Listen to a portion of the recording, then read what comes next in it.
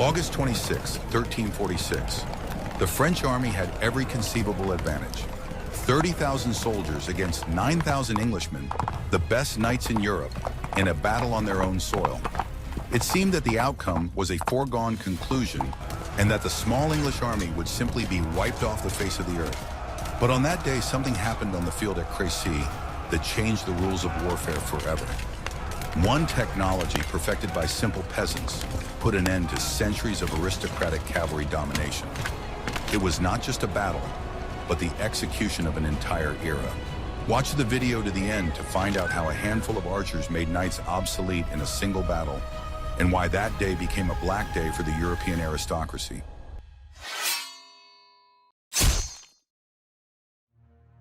What if I told you that absolutely everything you firmly believed about medieval knights and their invincibility is a romantic untruth and a myth? Before the famous Battle of Crécy in 1346, the typical French knight was the embodiment of the military power and technological superiority of his time. He was clad in the finest steel armor that the advanced technology of the time could produce for a huge sum of money, and sat proudly on a powerful war horse, specially trained since childhood, which cost a fortune. This was the pinnacle of Europe's military elite, accustomed to victory over any opponent and undefeated by commoners throughout centuries of domination. For the proud French noblemen of high birth, war was above all a matter of personal honor, knightly glory, and an opportunity for enrichment through ransoms. They rode confidently into battle as if it were another tournament or celebration, joyfully anticipating individual duels with worthy opponents and rich spoils in the form of ransoms for prisoners. The very idea that they, noble warriors, could be seriously opposed by some despicable commoners without pedigree seemed deeply offensive and absurd to them. The knights considered themselves invincible warriors, created for war by God himself, and did not perceive the infantry as a serious threat to their dominance on the battlefield. Their combat tactics were extremely simple, straightforward, and proven by many centuries of successful battles. A powerful, unified frontal attack by heavy armored cavalry en masse on the center of the enemy formation.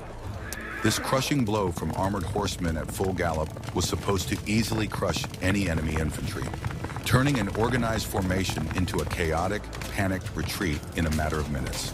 They had no doubt about their success and believed that this time, too, everything would go according to the usual, proven scenario, ending in their triumphant victory. The French knights were blinded by their past successes and saw no need to change the tactics that had worked for centuries against feudal militias. King Edward III's English army, on the other hand, consisted mainly of ordinary, common people without titles or coats of arms. They were yeomen, free, prosperous, peasant landowners who, from early childhood, had stubbornly learned to wield not an expensive knight's sword, which required strength, but a long yew bow as tall as a man, which required years of training. For them, harsh warfare was not a knightly tournament or a celebration, but hard, dangerous work that had to be done professionally for their king and country in order to return home alive. They did not seek personal glory, but wanted to survive and receive their modest pay for their service. Their psychology and worldview were completely different, radically different from that of knights. They did not seek individual glory in one-on-one duels, but acted as a single, coordinated fighting mechanism under the command of experienced officers. Each disciplined archer knew exactly where he belonged in the dense formation and understood that his personal life and survival depended directly on the discipline, training, and reliability of his neighbors on the right and left. Individualism was deadly dangerous, while collective action was the key to victory and survival for the entire unit. This fundamental contrast between the armies was not simply a difference in weaponry or tactics, but a real clash between two diametrically opposed worlds and philosophies of warfare. On one side stood the aristocratic military elite, with its archaic code of chivalry, individualism, and pursuit of personal glory in combat. On the other side stood a professional, well-trained army of disciplined commoners, relying entirely on iron discipline, coordinated collective action, and new tactics. It was a clash between the old feudal world and the emerging new order, where professionalism triumphed over noble birth. On that fateful August day in 1346 at Crécy, These two opposing philosophies of war and worldviews were about to clash in a decisive, bloody battle that would determine the future. The self-confident French knights did not yet know or suspect that their traditional idea of knightly combat was hopelessly outdated and no longer worked. They proudly rode into battle not toward unexpected glory and triumph, but toward the complete and utter collapse of their entire feudal era and value system. Crécy would become a symbol of the end of the era of knightly dominance on the battlefield and the beginning of a new era of professional armies.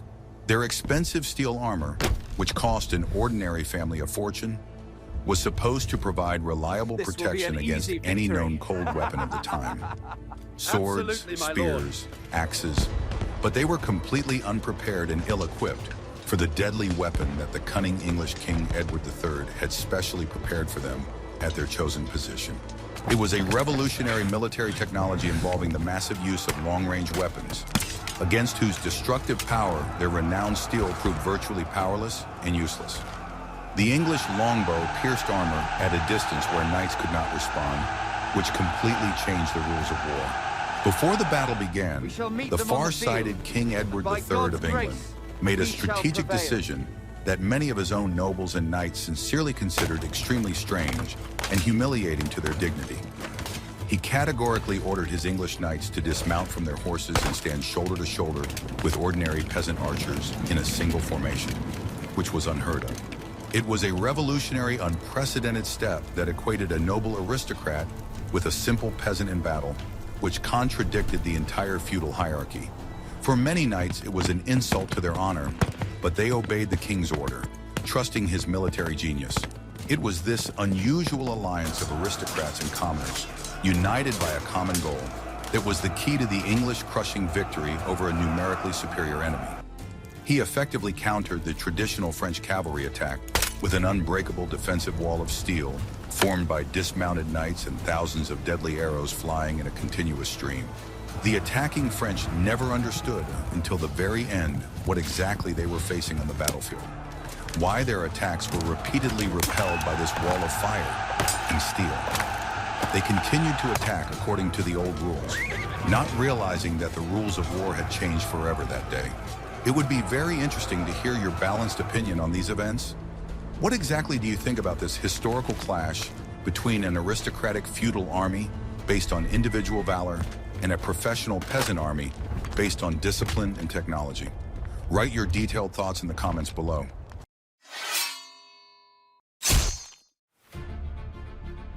Want to know the secret that changed the course of war in Europe? That secret was the English longbow. This weapon was not just a piece of wood, but the pinnacle of technology and years of training that turned the English army into the most deadly force of its time.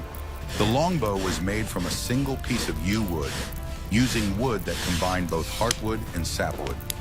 This gave the bow a unique combination of flexibility and power. Its length often exceeded the height of the archer himself, reaching almost 2 meters. The tension of such a bow was enormous, sometimes reaching 80 kilograms. To draw it required not only strength, but also a special technique that was taught from early childhood. Archaeologists find skeletons of English archers with deformed shoulder and spine bones. Such was the price of wielding this weapon. The main advantage of the longbow was its rate of fire. An experienced archer could shoot 10 to 12 arrows per minute. This was 3 or even 4 times faster than a crossbowman, whom the English would have to face. Arrows fired from such a bow had enormous penetrating power. At full speed, they could pierce chainmail or find a vulnerable spot in plate armor. A massive volley of thousands of such arrows created a veritable wall of flying steel. The opponents of the English archers at Crécy were Genoese crossbowmen, considered the best mercenaries in Europe. Their crossbows were powerful and accurate weapons, but they had one critical drawback. They took a long time to reload. To reload a heavy crossbow, a soldier had to rest it on the ground, put his foot in a special stirrup, and pull the string with a winch. This process took a long time, during which an English archer could fire several arrows. Thus, the technological advantage was on the side of the English. In addition, the English army relied on mass numbers. A royal decree was issued requiring all men of a certain age to practice archery every Sunday. This created a huge reserve of trained archers. As a result, by the middle of the 14th century, England possessed a unique military resource. They had an entire army of professional archers capable of creating an unprecedented density of fire on the battlefield. This was their main trump card in the upcoming battle. It was this technology that formed the basis of King Edward's tactics. He knew that no cavalry attack could withstand a barrage of tens of thousands of arrows. All that remained was to choose the right place to exploit this advantage. But even the most sophisticated weapon is useless without a competent strategy. In the next chapter, you will learn how the English king turned the terrain itself into his main ally.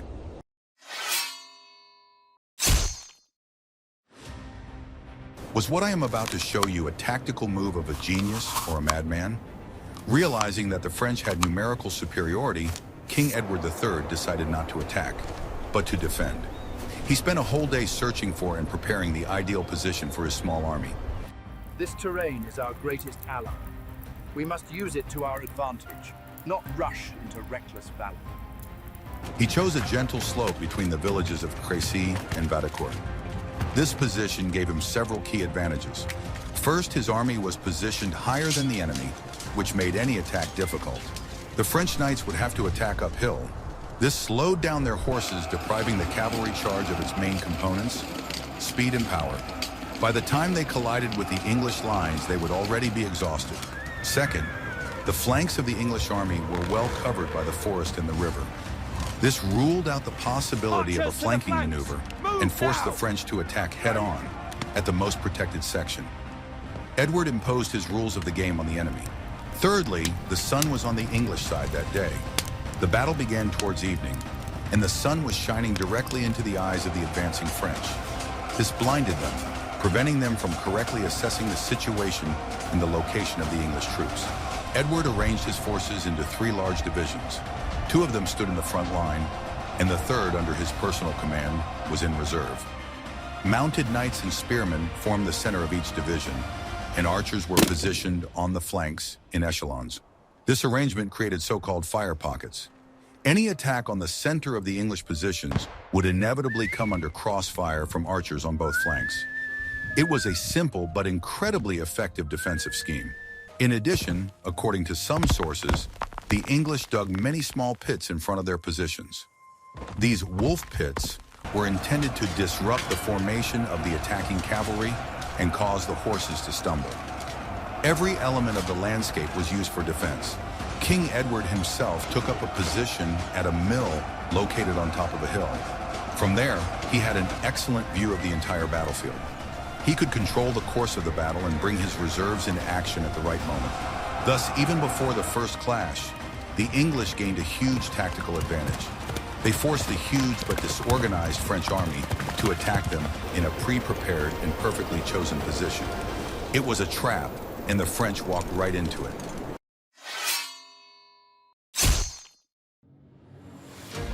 Guess what happened next? The French army approached the battlefield exhausted after a long march. King Philip VI wanted to give his troops a rest, but his nobles, seeing the small English army, were eager to fight and did not want to wait until morning. The Genoese crossbowmen, about 6,000 men, were the first to be thrown into the attack. Their task was to suppress the English archers and clear the way for the knightly cavalry. However, from the very beginning, everything went wrong. Just before their advance, there was a short but heavy downpour. It wet the crossbow strings, weakening their tension and reducing their effectiveness. The English archers simply removed their strings and hid them under their helmets, keeping them dry.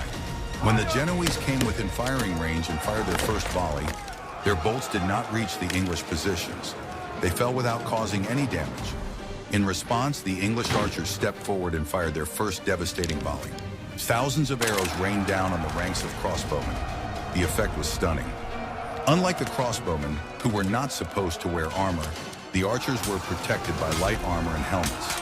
The Genoese could not withstand such resistance and began to retreat. They were professionals, but they had never encountered such density and speed of fire. Their fighting spirit was broken after the first volley. The French knights standing behind the Genoese took this retreat as cowardice and betrayal. Without understanding the situation, they decided that the mercenaries were interfering with their glorious attack. What happened next determined the outcome of the battle. The Count of Alençon, who commanded the vanguard, gave the order to attack. The French cavalry rushed forward, straight through the ranks of their own retreating crossbowmen. Complete chaos ensued as the knights trampled and cut down their own infantry. It was a catastrophic failure of military command.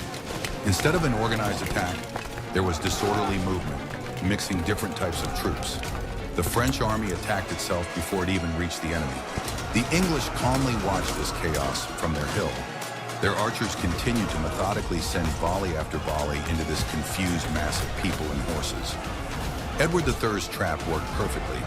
How did this initial chaos affect the main striking force of the French, the knightly cavalry? We will discuss this in the next chapter.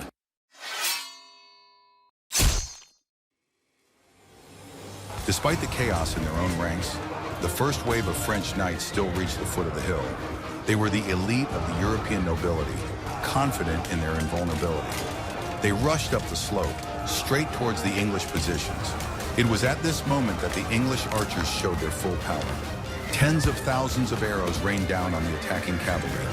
According to eyewitnesses, the sound of the flying arrows was like the noise of a violent storm. The knight's armor was well protected from the front, but the arrows found vulnerable spots. However, the archers' main target was not the horsemen themselves, but their horses. War horses were much less well protected, and it was they who became the first victims of the English bows. Horses struck by arrows fell, creating real obstacles in the path of subsequent waves of attackers. The cavalry formation was disrupted, and the attack lost its speed and cohesion. Knights thrown to the ground in their heavy armor became helpless. The few who still managed to break through the hail of fire encountered a second line of defense. English knights and spearmen, fighting on foot, met them with a wall of spears and swords. Exhausted after climbing the slope, the French could not break through this formation. The climb up the rain-slicked slope finally exhausted the attacking cavalry. Their attack faltered, never reaching its goal. They were forced to retreat, leaving many of their comrades on the field.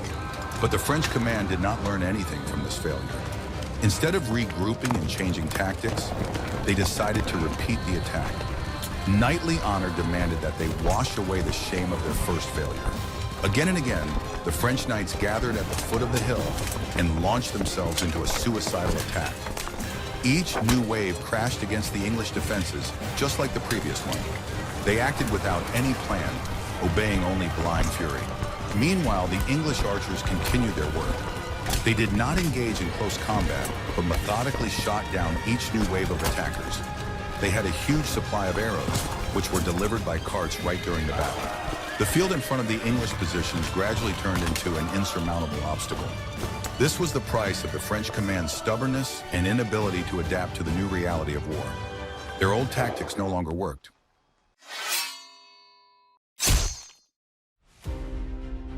Are you ready for the shocking truth about knightly honor? What happened next can hardly be called tactics. It was mass, stubborn self-sacrifice, dictated not by common sense, but by a false understanding of valor. The French knights launched no fewer than 15 attacks on the English positions. Each was as chaotic and unsuccessful as the first. They acted in scattered groups, without a unified command or clear plan. The driving force behind these attacks was not military necessity, but personal ambition and feudal pride. Each lord wanted to show his bravery and be the first to break through to the enemy. This led to disunity and huge losses. King Philip VI practically lost control of his army. His orders were ignored, and the nobles acted at their own discretion. The army turned into a mob where everyone fought for themselves. Among the attackers were allies of the French, such as John the Blind, King of Bohemia. Despite being blind, he ordered his knights to tie his horse to theirs and lead him into the thick of battle. It was a gesture of desperate bravery, but completely pointless from a military point of view.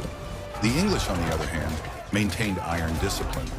They did not succumb to provocation and did not break formation. They simply stood their ground and did their job, sending arrow after arrow. This battle clearly demonstrated the crisis of knightly military ideology. Individual valor proved helpless in the face of an organized and disciplined army. The era of knightly duels was coming to an end.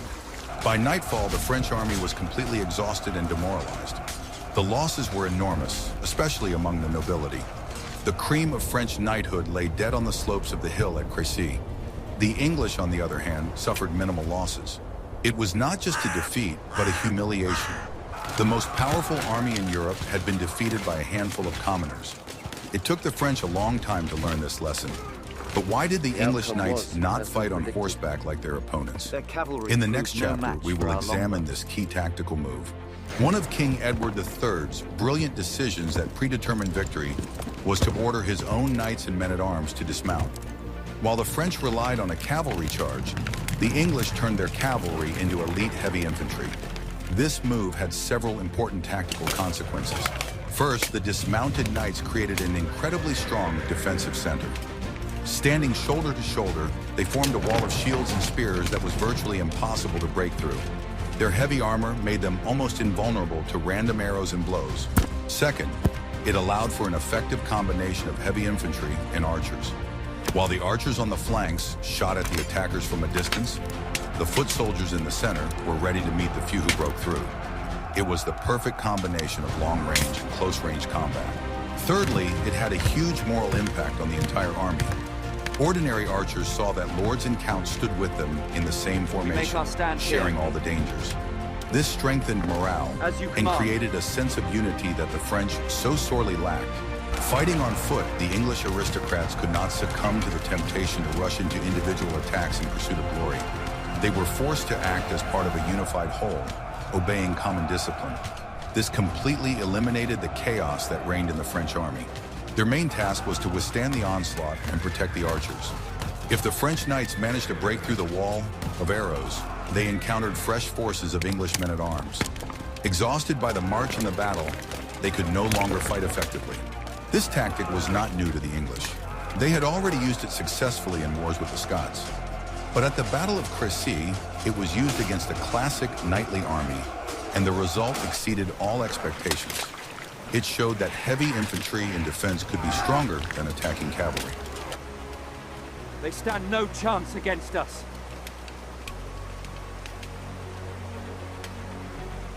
The French, seeing the dismounted English knights, probably perceived this as a weakness. They could not understand why anyone would voluntarily give up their main advantage, a war horse. But this was precisely Edward's tactical genius. He sacrificed mobility for the sake of defensive strength. He understood that in the specific conditions of this battle, on this hill, it was the steadfastness of the infantry that would be the key to victory, and he was not mistaken. Thus, the English victory was achieved not only thanks to the archers, it was the result of the competent interaction of all branches of the army. Every soldier, from a simple archer to a count, knew his task and carried it out with cold efficiency.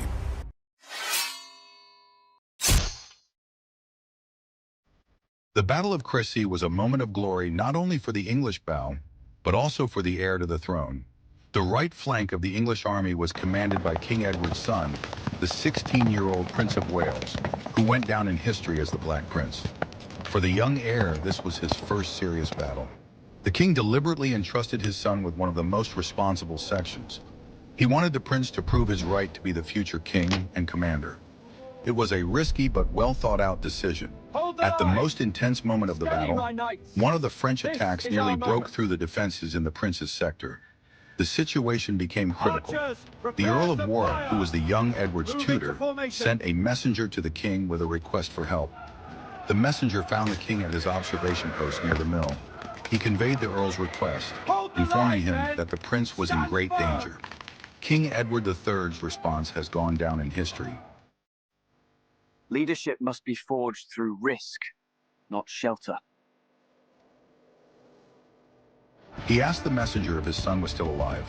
Receiving an affirmative answer, the king refused to send reinforcements. He said, "Let the boy earn his spurs," meaning let him prove himself worthy of knighthood. The king added that he wanted all the glory of that day to belong to his son. He saw that the overall situation on the battlefield was under control, and he used this critical moment to educate the future monarch. This response was conveyed to the prince and his soldiers. It inspired them to a new feat. They understood that there was no help coming and that they had to stand their ground until the end.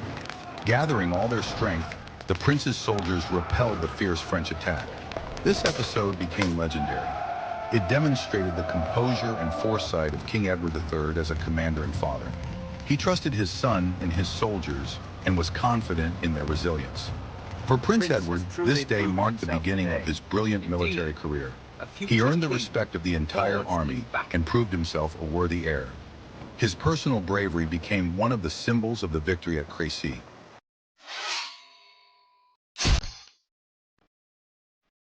When the fog cleared the next morning, the English saw the full extent of their victory.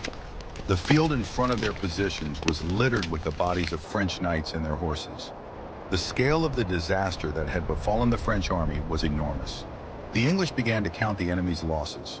The French king's brother and nephew, 2 dukes, 12 counts, and more than 1,500 knights and nobles had been killed. The total French losses, including infantry, are estimated at 10,000 men or more. The English losses were incomparably small. According to various estimates, they ranged from 100 to 300 men. Such a ratio of losses was unprecedented for medieval battles and clearly demonstrated the effectiveness of English tactics. The victory at Crécy had enormous political and military consequences. It allowed Edward III to continue his campaign unhindered and lay siege to the important port city of Calais. The capture of Calais gave England a strategic foothold on the continent, which they held for more than 200 years. The military prestige of French knighthood was completely destroyed. It became clear that the old methods of warfare no longer worked. The battle showed that well-organized infantry, armed with effective long-range weapons, could defeat any cavalry. This battle went down in history as one of the most decisive tactical victories. It marked the beginning of the end of an entire era, an era where armored aristocrats on horseback dominated the battlefield. The Battle of Crécy in August 1346 was not just another tactical victory of one army over another on the battlefield. It was a true historical condemnation of an entire outdated social and military system based on chivalry, feudal hierarchy, and individual valor. On that fateful August day, it became clear to everyone that the era of feudal heavy cavalry on the battlefield was irrevocably coming to an end, giving way to new forms of army organization. The world of medieval warfare, which had existed for centuries, collapsed in a single day under a hail of English arrows, and nothing could restore it to its former state. The main strategic lesson of Crécy was a fundamental discovery. Iron discipline and precise organization of troops unconditionally defeat simple numerical superiority and the individual knightly valor of individual warriors. The English army, relatively small in number but well-trained and commanded by experienced leaders, where each soldier clearly knew his place and task in the overall plan, crushed the huge but chaotic and poorly coordinated feudal militia of the French. It was an unconditional triumph of military professionalism, systematic training, and discipline over aristocratic amateurism, self-confidence, and outdated ideas about warfare.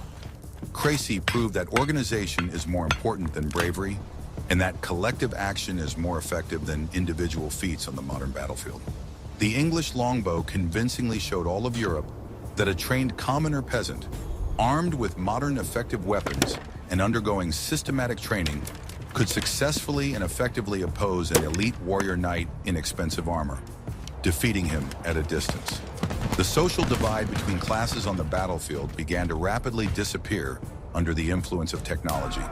The real value and effectiveness of a warrior was no longer determined by his noble origins or long pedigree, but by his practical combat skills, training, and ability to use weapons effectively. This was a revolutionary change in worldview, undermining the foundations of feudal society, where status was determined by birth. The bloody battle convincingly demonstrated to all contemporaries the increased decisive role of organized infantry in warfare. For many centuries, infantry had traditionally been considered a secondary auxiliary branch of the military, whose task was only to support the main attack of the noble knights and finish off the wounded. Now, however, well-organized infantry in a well-chosen defense had convincingly shown that it could decide the outcome of a major battle entirely on its own, without the help of cavalry. Infantry went from being a support force to the main striking force of the army, which completely changed the structure of the armed forces and the requirements for their training and armament. King Edward III's innovative tactics which masterfully combined the strong defensive capabilities of heavy infantry with the devastating firepower of massive volleys from thousands of archers, became the classic model for many years to come. It determined the main direction of development of European military art and tactics for several decades to come. Armies across Europe, learning from French mistakes, began to pay much more attention to training and equipping various types of archers and building a strong, stable line of defense capable of withstanding cavalry attacks. Defensive tactics came to be valued on a par with offensive tactics, which was a new phenomenon in the military affairs of that era. The economic consequences of the defeat were also extremely significant for both sides of the conflict.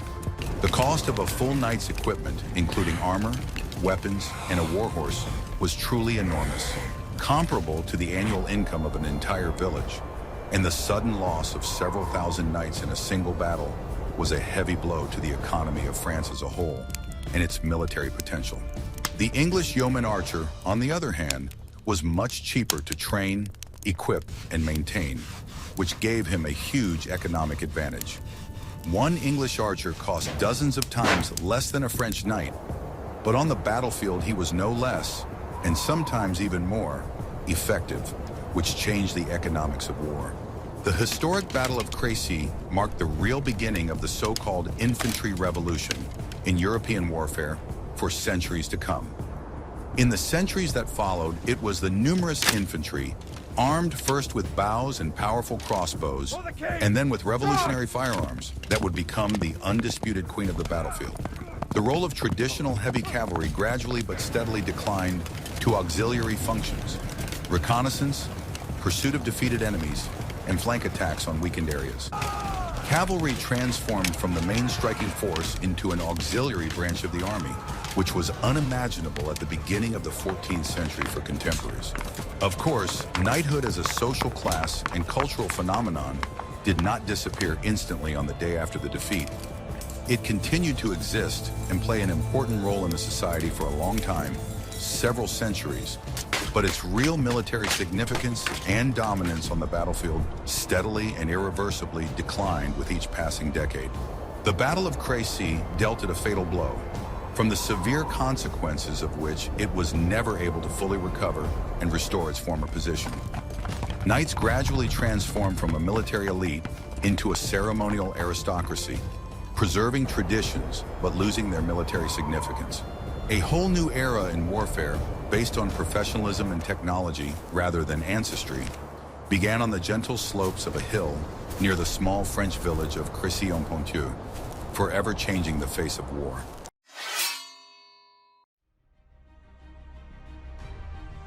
We see how a single battle can change the course of history. The Battle of Crécy is not just a story about arrows and armor, it is a story about how discipline, technology, and competent tactics can overcome brute force and outdated ideas about warfare. The English did not just win, they presented the world with a new model of an army, professional, disciplined, and based on the interaction of different branches of the military. This lesson changed European military art forever. What other great battles of the past that changed the course of history would you like to see in our future videos? Suggest your topics in the comments, and don't forget to subscribe to our channel so you don't miss new episodes.